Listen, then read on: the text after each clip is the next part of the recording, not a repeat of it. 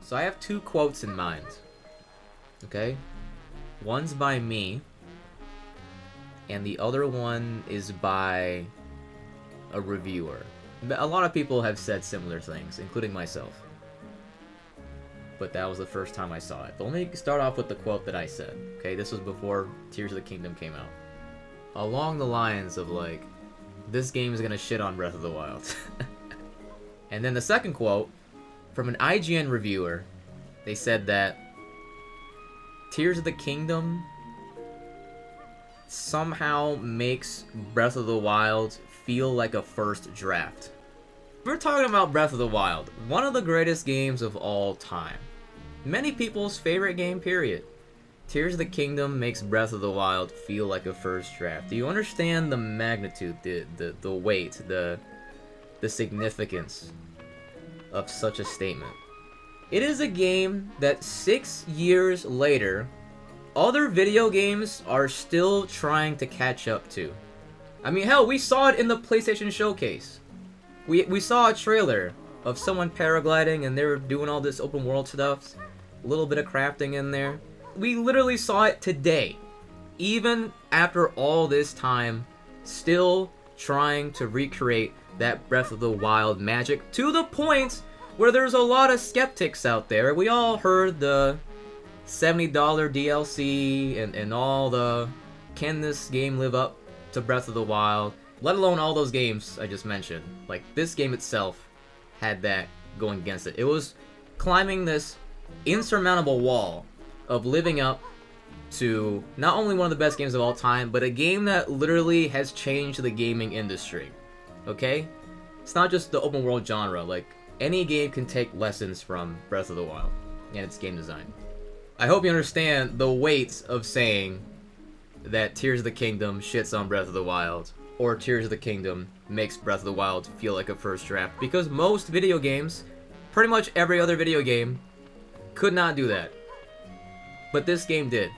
It's not just about it being a better version of Breath of the Wild. I wouldn't even say that's true. I think you can still enjoy Breath of the Wild and Tears of the Kingdom in their own respective territories. Obviously, this game has the same Hyrule, many differences of course, but it's the same Hyrule. But if you look at Breath of the Wild compared to Tears of the Kingdom, Breath of the Wild's more of a slower paced adventure. This game, you could literally just be jumping all over the place. It's crazy, right? There are two games with different goals. This game has more of a story focus. That's the part that really surprises me. It's not just the fact that they took what made Breath of the Wild good and made it better. It's not just the fact that they addressed common criticisms, like the dungeons they looked the same, or the story not being as interesting, or durability and all that. Like, all those common criticisms, they addressed it in Tears of the Kingdom. They could have just did that, and this game would have been highly acclaimed, beloved. Just sincerely think about it. If this game did not have these 4 abilities that I'm pointing to right now, if this game did not have these things, and it was just a better version of Breath of the Wild, it would be universally acclaimed. That's really all what people wanted, was just a better version of Breath of the Wild, because other games can't even match that level. So just, as good as Breath of the Wild, if not better, we'll take that. It's not just about this game being a better version of Breath of the Wild. It's the fact that they went for so many ambitious, risky, creative ideas. Go back to this menu. Look at these 4 abilities. Each of them could have been a video game by themselves. Do you understand what I'm saying?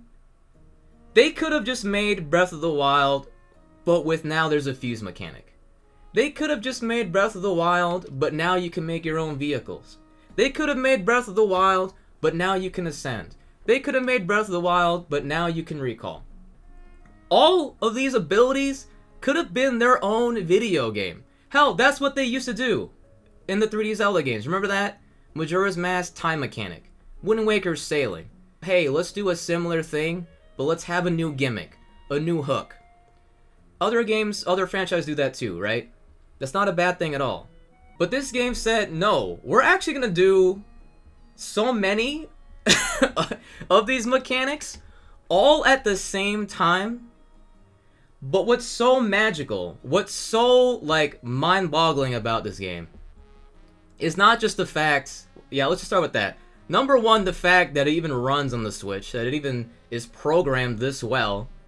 You have game developers on Twitter, in their podcasts, AAA video game developers. They're talking about they can't even imagine programming this game themselves. They can't picture it. They don't understand how this game exists.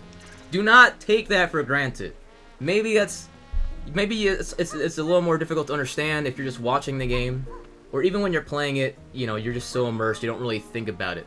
When AAA video game developers, I'm talking like PS5 and PC, if AAA video game developers look at this game and they're just like confused at how it exists, that tells you something.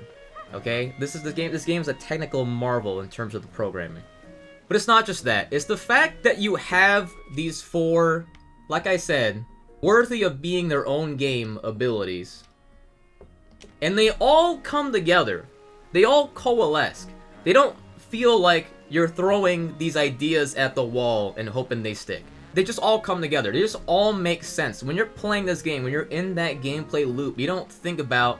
That's why you take it for granted sometimes. You don't think about how major these abilities are and, like, they can be their own game. It's because they all just make sense together, despite how ambitious and how much work it takes and how much they add to the game just by themselves. They all come together somehow in a way that just makes sense. You come into this game, when you get into the flow of it, when you learn it, it just feels like this is the way that this game was supposed to be. But when we all first saw these things, it was crazy. And you know what? That's because it is crazy. It is crazy that these abilities are just all in this game. And they all work as well as they do. But what's beautiful... I'm not done. I've thought about this a lot. But what's beautiful about these abilities, they're not really forced on you. Like, yeah, you have to move around some stuff with Ultra Hands to solve a few puzzles. But it never really makes you craft this creative vehicle. Like, if you don't like crafting, this game doesn't have to be crafting. It's not a gimmick. This game does not have to be about crafting if you don't want it to be about crafting. Can you ring the bell? Sure. This game doesn't have to be about crafting.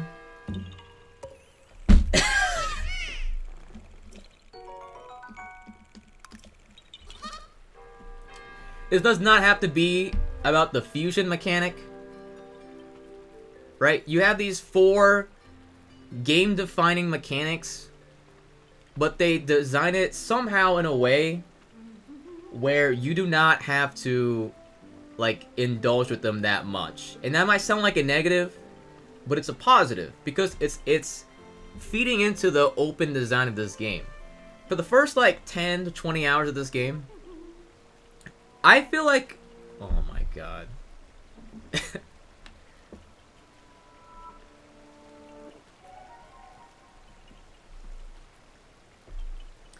For the first 10 to 20 hours of this game, I mainly played this game like it was Breath of the Wild 2.0. I wasn't really using Ascend that much. I wasn't making that many vehicles. I was just kind of like walking around. Like, if you watch my streams, if you look back at the VOD, you'll see what I mean. Like, I was just kind of walking around. It was just playing like I was in Breath of the Wild. Like, once I got off that Sky Island, I just kind of got back in the Breath of the Wild routine. If that's what you want, that's totally fine. If you want to take it slower paced, you can do that. And you will still be playing a better version of Breath of the Wild. I just feel like some people, when they see the crafting, or when they see the fusion, they might think they have to do that, or it's like, oh, I don't like the idea of that, so I'm not interested in this game. But I just feel like that's just not true. That's just not true. But if you do want to play using these abilities a lot, you just get into this very tight pacing. That's why I say it's still different from Breath of the Wild. You just feel like you're just doing shit back to back to back to back. It's just such a tight pace, like a surprisingly tight pacing for an open world game on this scale. Now, a while ago at this point, I was talking about what they did improve from Breath of the Wild. Probably my favorite thing is the side quests. It just feels like they're unlimited. It's just very rewarding, especially if you played Breath of the Wild, to see all these characters return and see what they've been up to. One of my favorite ones took place here, with the daughter. I still have to go find her. That shit was beautiful. We've been doing the Pen side quests. I love Pen as a character. So many great NPCs. So much to love in this world. Just even setting apart gameplay. Just the little plot lines, the characters. There's just so much life in this world. The role that Zelda has, despite not really being in the game for most of the game, she has such a presence. I love that no matter where you go, people are talking about Zelda. They're talking about what she did. They're talking about how she contributed to that area. They're talking about how she changed the world. You just felt her impact on everybody. Everybody. And to top it off, they gave almost every NPC a dialogue line that acknowledges that you are naked.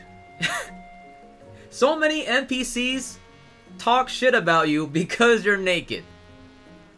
That the detail they put in the dialogue, it's just so much more effort, you know? They really put so much effort into the dialogue of this game, to the little details in this game.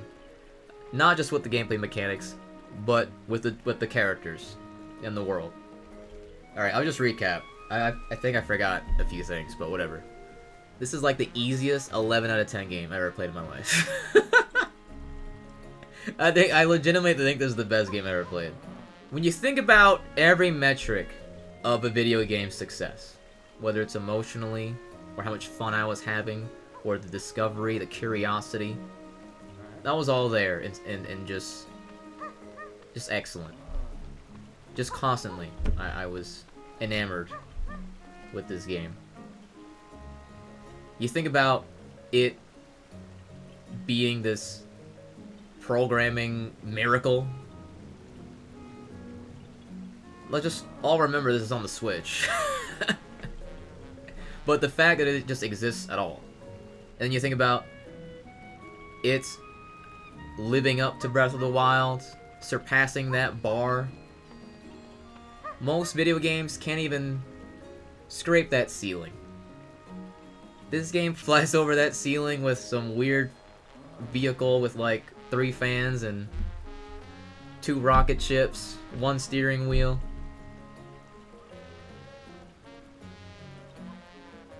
Insane.